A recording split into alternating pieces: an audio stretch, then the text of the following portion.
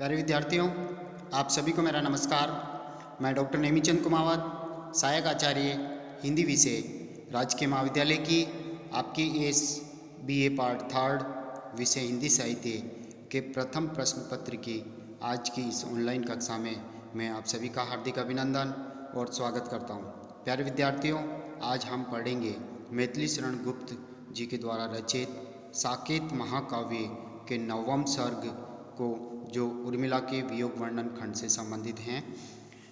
पिछली हाल ही की जो ऑनलाइन कक्षाएं हुई थी उसमें हमने आपकी जो पाठ्यपुस्तक है, एक ही पाठ्यपुस्तक आपके इस प्रथम प्रश्न पत्र में है, आधुनिक काव्य संग्रह, जिसमें 12 कवियों की कविताएं संकलित हैं, जिसमें प्रथम कवि अयोध्या सिंह उपाध्याय हरिऔध को हम पढ़ चुके हैं और उनकी जो इंद्र का गर्वहरण प्रिय प्रवास का एक सर्ग है जिस काफ़ी लंबा है, उसको हम पढ़ चुके हैं। और हरिऔध जी की 2 कविताएं, एक बूंद और एक तिनका कविताओं को हम पढ़ चुके हैं। दूसरे कवि के रूप में हमने हाल ही की ऑनलाइन कक्षा में आरंभ किया था मैथिली शरण गुप्त को। उनके जीवन, व्यक्तित्व और कर्तृत्व पर हमने चर्चा की और हमने विस्तार से बात की है सखी वे मुझसे कहकर जाते गीत पर, जो यशोधरा खंड काव्य से लिया गया है, जिसमें सिद्धार्थ के मध्य रात्रि में घर छोड़ करके महानिष्क्रमण हेतु, ज्ञान प्राप्ति हेतु संन्यास ग्रहण करने का जो प्रसंग था और जिसमें एक भारतीय नारी, पतिव्रता नारी जो है, उसकी भावनाओं को जो ठेस पहुंची है, उसका हमने विस्तार से अध्ययन किया। और आज हम पढ़ने जा रहे हैं साकेत का नवम सर्ग, जो उर्मिला के वियोग वर्णन से संबंधित हैं। साकेत एक महाकाव्य है जो रामचरितमानस की तरह ही, रामायण की तरह ही इसमें भी खड़ी बोली में कथा वर्णित हुई है। इसी कारण आधुनिक काल के राम भक्त कवि मैथिली शरण गुप्त को कहा जाता है और कृष्ण भक्त कवि अयोध्या सिंह उपाध्याय हरिऔध को कहा जाता है, जिन्होंने प्रिय प्रवास लिखा। तो देखिए, हम शुरू करते हैं इसको।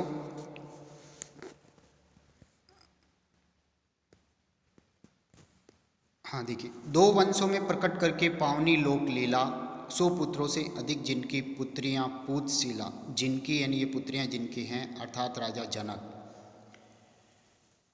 की ये बहुएं बनती है। और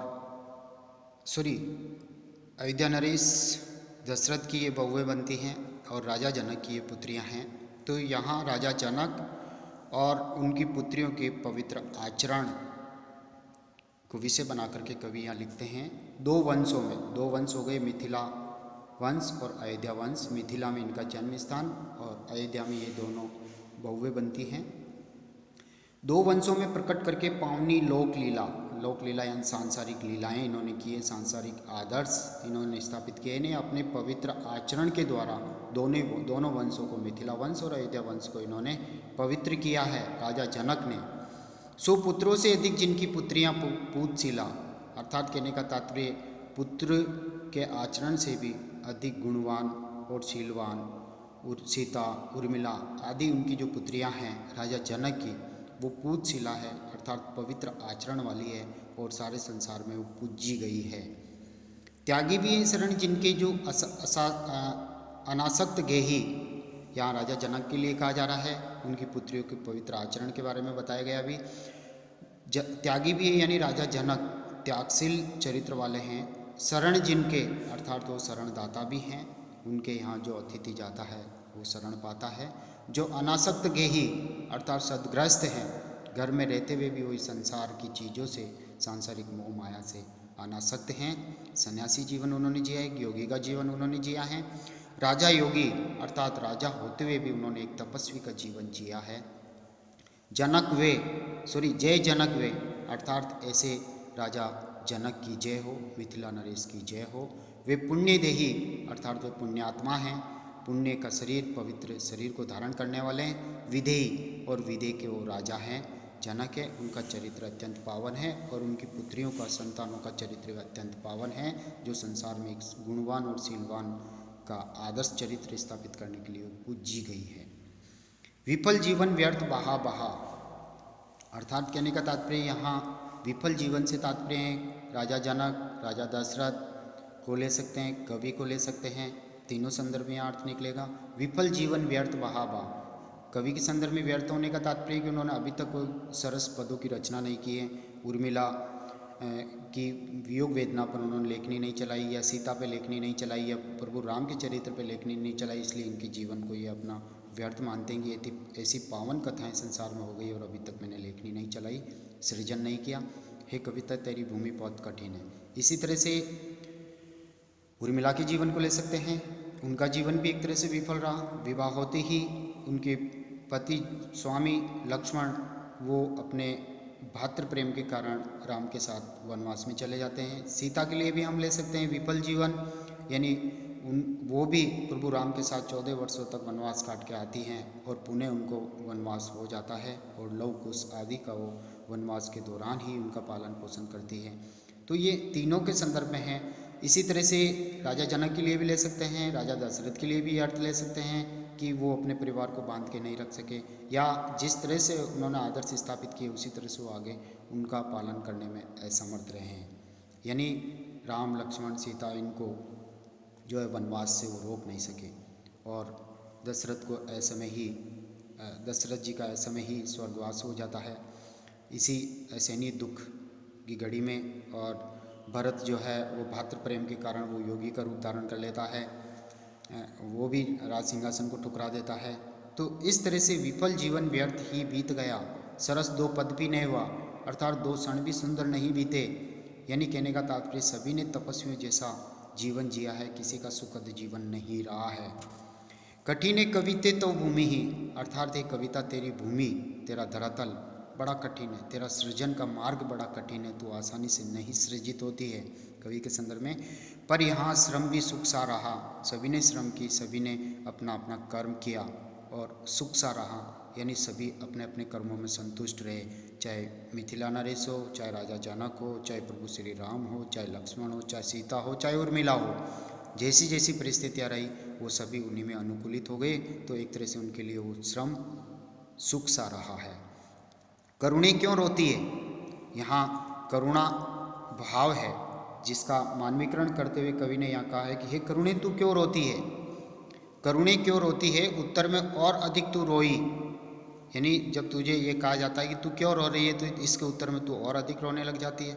एक अर्थ तो ये सामान्य अर्थ। दूसरा है कि करुणा का तात्पर्य यहाँ पर सीता है या उर्मिला अर्थ ले सकते हैं हम। दोनों के संदर्भ में ये कि ये करुणे क्यों रोती है, यानी सीता का 2 बार वनवास, उर्मिला का भी एक तरह से वो घर में रहते हुए भी राज की सुखों का वो भोग नहीं कर पाई, तपस्वी जैसा जीवन उसने राजभवन में बिताया।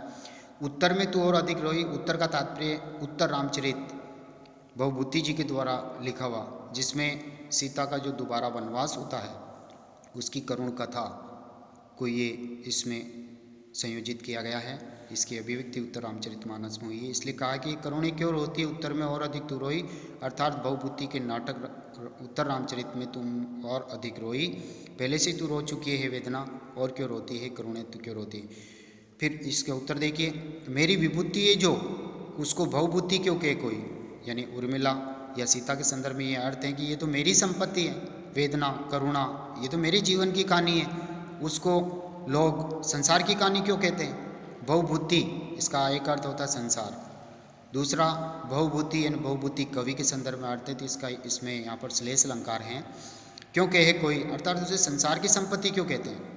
यानी कहने का तात्पर्य उत्तर रामचरित में भवभूति जी ने जिस करुण रस की अभिव्यक्ति की है, सीता की यानी वनवास के दौरान की कहानी को उन्होंने उकेरा है, तो क्या उर्मिला का वियोग वर्णन भी भवभूति जी से कम है? अर्थात उस करुणा से कम नहीं हो सकता। जिस तरह से ये विभूतियाँ यानी सीता और उर्मिला जिनकी ये करुण कहानियाँ उनकी स्वयं की कहानियाँ हैं, वो कहानियाँ उर्मिला की भी होती है। अर्थात भवभूति की रचना से उर्मिला का वियोग वर्णन भी कम नहीं है, इसकी करुणा भी कम नहीं है, जो मैथिली शरण गुप्त जी ने साकेत काव्य में इस 9वें सर्ग में उकेरा है।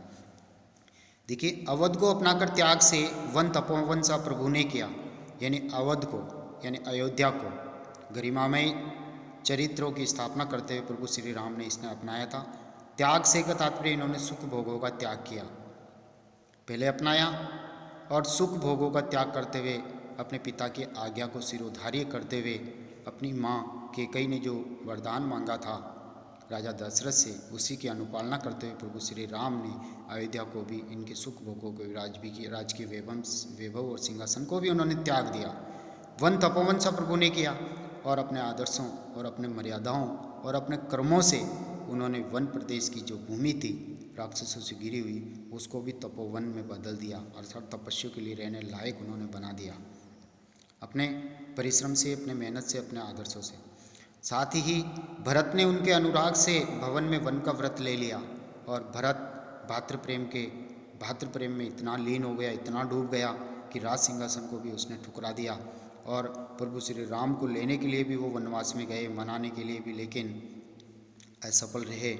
और उन्होंने बिल्कुल अयोध्या के समीप ही उन्होंने इसी भवन में, इसी क्षेत्राधिकार में, वहाँ पर भी वनवासियों की तरह जीवन जीने का व्रत ले लिया, प्रण ले लिया कि जब तक प्रभु राम नहीं लौटेंगे, मेरे भाई राम नहीं लौटेंगे, राज सिंहासन सिरोधार्य नहीं करेंगे, तब तक मैं भी तपस्वी जैसा जीवन जीऊँगा। मेरे भाई जब तपस्वी बन रहे हैं तो मुझे तपस्वी बनने में क्या आपत्ति है। स्वामी सहित सीता ने नंदन माना सघन गहन कानन भी। यहाँ एक एक चरित्र को कवि ले रहे हैं कि इन्होंने इस तरह से अपना आदर्श स्थापित किया। प्रभु राम ने, दोनों पुत्रियों ने यानी सीता ने, उर्मिला ने, जो दोनों बहुएं हैं अयोध्या की, इन्होंने किस तरह से अपनी तपस्वियों जैसा जीवन जिया। तो देखिए, स्वामी सहित सीता ने नंदन माना सघन गहन कानन भी। नंदन यानी इंद्र के उपवन की तरह अत्यंत सुखकारी इस वन प्रदेश को, जहाँ पैरों में कांटे चुभते हैं, सर्दी गर्मी वर्षा में रहने के लिए स्थान तक नहीं है, लेकिन अत्यंत सुखकारी उसको कर दिया। सुखद जीवन उन्होंने जिया, किसी तरह की कोई आपत्ति और कष्ट अपने आप को महसूस नहीं होने दिया। तो स्वामी सहित यानी राम, लक्ष्मण और सीता तीनों ही अत्यंत सुखकारी जीवन उन्होंने वन प्रदेश में भी जिया, वनवास के दौरान भी जिया।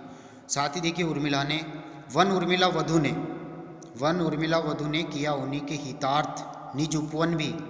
अर्थात कहने का तात्पर्य, अपने लक्ष्मण की, अपने जेठ राम, जेठानी सीता, उन्हीं के हितार्थ, उन्हीं के कल्याण के लिए उन्होंने राजकीय सुखों का भोग करना त्याग दिया और उनके हित ही वो राजभवन में रह करके भी उन्होंने तपस्वियों जैसा 14 वर्ष तक जीवन जिया। वो भी एक एकांत में बैठ करके सिसक करके रोई है लक्ष्मण के वियोग में, लेकिन उसकी और किसी की लेखनी तक नहीं गई। कहने का तात्पर्य, रामायण, रामचरितमानस, इनमें भी उर्मिला के बारे में बहुत कम लिखा गया है, यानी प्राय नहीं लिखा गया है। ये तो रविंद्रनाथ टैगोर का जो एक निबंध काव्यतर उपेक्षिताएँ, उसी से प्रेरित होकर के इन्होंने, मैथिली शरण गुप्त जी ने जो काव्य में जितनी उपेक्षिताएँ नायिकाएँ थी, चाहे यशोधरा हो, विष्णुप्रिया हो, चाहे सीता जी हो, उर्मिला जी हो, इन सभी के ऊपर इन्होंने लेखनी चलाई है और इनके चरित्र को उभारा है कि इनका चरित्र भी किसी से कम नहीं है। तो इस पूरे साकेत, इस नवम सर्ग में उर्मिला के वियोग वर्णन खंड को आधार बना करके कवि ने लेखनी चलाई और उनका मार्मिक चित्रण किया है। वन उर्मिला वधु ने किया उन्हीं के हितार्थ निज उपवन भी। अर्थात अपने भवन को भी उन्होंने उपवन में परिवर्तित कर दिया, वन में परिवर्तित कर दिया। एक तरह से तपस्वियों जैसा जीवन उसने भी जिया। प्यारे विद्यार्थियों, प्रत्येक पृष्ठ के नीचे की ओर इनमें कठिन शब्दों का अर्थ भी दिया हुआ है, आप यहाँ से भी इनका अध्ययन कर सकते हैं। अपने अतुलित कुल में, अतुलित यानी उच्च वंश, जिनके समान और कोई वंश नहीं हो सकता, इतने उच्च वंश में प्रकट हुआ था कलंक जो काला। यानी कहने का तात्पर्य, कैकेयी के द्वारा वरदान मांगना कि भरत को जो है राज सिंहासन देना और राम को जो है वनवास देना, 14 वर्ष का वनवास, ये वचन मांगे थे। तो एक इस अयोध्या वंश पर एक कलंक लग गया था। इस लगे हुए इस कलंक को, इस दाग को, और वो जो कलंक ये था कि वरदान मांगने के उपरांत ही, जैसे राम, लक्ष्मण, सीता तीनों वनवास में चले जाते हैं, उसके उपरांत राजा दशरथ का निधन, भरत का जब वो ननिहाल से लौट के आते हैं तो उनका योगी रूप धारण करना और राम के वनगमन, ये जो कलंक लगा कैकेयी के वचन से, इस कलंक को इस उर्मिला ने, जो नई नवेली दुल्हन बनकर के अयोध्या में आई थी और राम के साथ ही लक्ष्मण भी वनवास को चले गए, तो ये उनके वियोग में 14 वर्षों तक अश्रु धारा प्रवाहित करके अश्रु जल से उसने इस कलंक को धोया, मिटाने का प्रयास किया। वह उस कुल बाला ने अश्रु सलील से समट धो डाला, यानी उस कुल बाला ने, उस कुल वधु ने यानी उर्मिला ने 14 वर्ष तक रो रो करके सिसक करके अपनी करुण कहानी जो वियोग वेदना व्यक्त की और रोई, अश्रुधारा प्रवाहित की। उस अश्रुधारा से उन्होंने अश्रु जल से इस कलंक को उसने धोया। रूपक अलंकार अश्रु रूपी जल।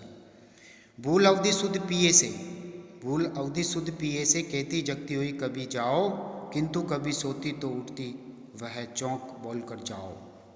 यानी उन्माद की दशा है, उन्माद की दशा में मन अस्थिर होता है, वो क्या सोचती है क्या कहती है इसका उसको पता नहीं होता है। तो भूल अवधि, अवधि का तात्पर्य समय, यानी 14 वर्ष के उपरांत उनके प्रिय लक्ष्मण लौट करके आएंगे। इस लौटने के समय को भूल करके प्रिय से अत्यधिक संतप्त होकर के उस प्रेम में तल्लीन होकर के उनके वियोग में डूब करके उर्मिला कभी कभी उन्माद दशा में ये कह जाती जाओ, यानी वो मना नहीं कर सकी, न अपने प्रियतम को रोक सकी। इसी तरह से किंतु कभी सोती तो सोते सोते ही उन्माद दशा में स्वप्न में ही और चौंक करके अचानक चौंक करके कह जाती जाओ, यानी रुको या जाओ ये प्रसंग उपस्थित ही नहीं हुआ। न है तो लक्ष्मण को रोक सकी और न जाने के लिए भी वो स्वीकृति दे सकी, बल्कि वो वियोग वेदना में ही 14 वर्ष का उन्होंने समय उनके वियोग में स्मृतियों में किस तरह से बिताया यह वही जानती है। जो भोगी भुगत भोगी वही जानता है। अगले पद को देखिए। मानस मंदिर में सती पति की प्रतिमा थाप, यानी मन रूपी मंदिर में सती यानी उस सती सातवीं स्त्री उर्मिला ने पति की प्रतिमा थाप, कहने का तात्पर्य जब मंदिर होता तो मंदिर में भगवान की पवित्र मूर्ति को स्थापित किया जाता है। और अब उर्मिला जो है उनके प्रियतम यहाँ आंखों के सामने नहीं है, तो उनकी तस्वीर रूपी मूर्ति को उर्मिला ने अपने हृदय में स्थापित किया, उसकी पति की प्रतिमा को स्थापित किया, रूपाकृति को। और जल्दी सी उस वीरे में बनी आरती, आप जिस तरह से मंदिर में सुबह शाम भगवान की आरती की जाती है, उसी तरह से उर्मिला के भगवान अर्थात लक्ष्मण जो उनके मन रूपी मंदिर में स्थापित है मूर्ति की भांति, अब उनकी यथा समय आरती उर्मिला जो है अंगारे की भांति रो रो करके वियोग वेदना में रो रो करके उनके आरती वो करती थी, अर्थात स्वयं पीड़ा और कष्ट सहते हुए उनकी आरती करती, यानी उनकी स्मृति करती, उनका स्मरण करती, उनकी सेवा करती। आंखों में प्रिय मूर्ति थी, भूले थे सब भोग, उसके आंखों में केवल प्रीतम की मूर्ति, लक्ष्मण की मूर्ति समाई हुई थी और सारे राजकीय भोग सुखों को वो भूल चुकी थी। हुआ योग से भी कठिन उसका विषम वियोग, कहने का तात्पर्य हुआ योग, योग का तात्पर्य संयोग सुख, संयोग सुख जो मिलता है उससे भी अधिक कष्टमय उसका वियोग है, जिसमें वो चिंतन मनन स्मरण व्यथा में अपना जीवन उसने जिया। 14 वर्ष का समय उसने कष्टकारी रह करके वियोगिनी स्त्री के रूप में उसने जिया है। 8 पैर 64 घड़ी स्वामी का ही ध्यान, छूट गया पीछे स्वयं मुझसे आत्मज्ञान, आत्मज्ञान यानी स्वयं की देखरेख, खान पान सुख भोग, इन सबको तो उसने अपने शरीर से बिल्कुल हटा दिया है, इनका त्याग कर दिया है।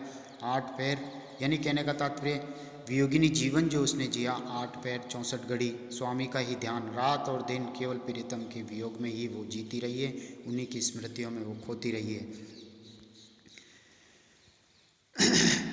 उस रुंधती विरहणी के रुदन रस के लेप से और पाकर ताप उसके प्रिय वीरे विक्षेप से, यानी उस रुंधती यानी रोने वाली, विरहणी यानी उर्मिला वियोगिनी स्त्री जब वो रोती हैं तो उसके रुदन रस यानी अश्रु रस के लेप से, लेप यानी रुदन रूपी रस अश्रु रूपी रस से, और पाकर ताप, ताप यानी उसके हृदय की वियोग की अग्नि से वह अश्रु रस उससे ताप पा करके प्रिय वीरे विक्षेप से यानी प्रियतम के वियोग वेदना के प्रभाव से वे एक मिश्रण बन गया, एक रस बन गया। और फिर उसके माध्यम से वर्ण सदैव जिनके हो विभूषण कर्ण के, वर्ण यानी कहने का तात्पर्य जो कथाएं इस उर्मिला के वियोग वर्णन की जो पावन कथा जो जिस लेखनी के माध्यम से लिखी जाएगी, जिस शाही के माध्यम से लिखी जाएगी, वो शाही जो है उर्मिला के अश्रु रस और उनकी वियोग वेदना के ताप से पक करके अच्छी हो गई हैं। और प्रत्येक वर्ण यानी अक्षर शब्द जो लिखा जाएगा वो फिर विभूषण यानी शोभा पाएगा कर्ण के यानी कानों की, अर्थात उसकी कथा को कोई कानों के माध्यम से सुनेगा तो वो अत्यंत ही शोभाकारी होगी, यानी कर्णप्रिय कथा उर्मिला की है। क्यों ने बनते कविजनों के ताम्रपत्र स्वर्ण के। और ताम्रपत्र तांबे के पत्र पे जब जो कविजन है उर्मिला की वियोग वेदना की कथा को जब वो लिखेंगे तो वह ताम्रपत्र सुनहरे वर्ण में परिवर्तित हो जाएंगे, अर्थात सुनहरी कथा हो जाएगी, कीमती श्रेष्ठ रचना कालजयी रचना में वो पवित्र हो जाएगी, अर्थात उनकी दुखद कथा स्वर्णिम अक्षरों में लिखने योग्य हो जाएगी, स्वर्णिम अक्षरों वाली हो जाएगी, कालजयी रचना उसको कह सकते हैं। पहले आंखों में थे मानस में कूद मग्न प्रिय अब थे, चींटे वही उड़े थे बड़े बड़े अश्रु वे कब थे। प्यारे विद्यार्थियों, अगली ऑनलाइन कक्षा हम इसी पद से आरंभ करेंगे। तब तक के लिए धन्यवाद। जय हिंद, जय भारत। Thank you.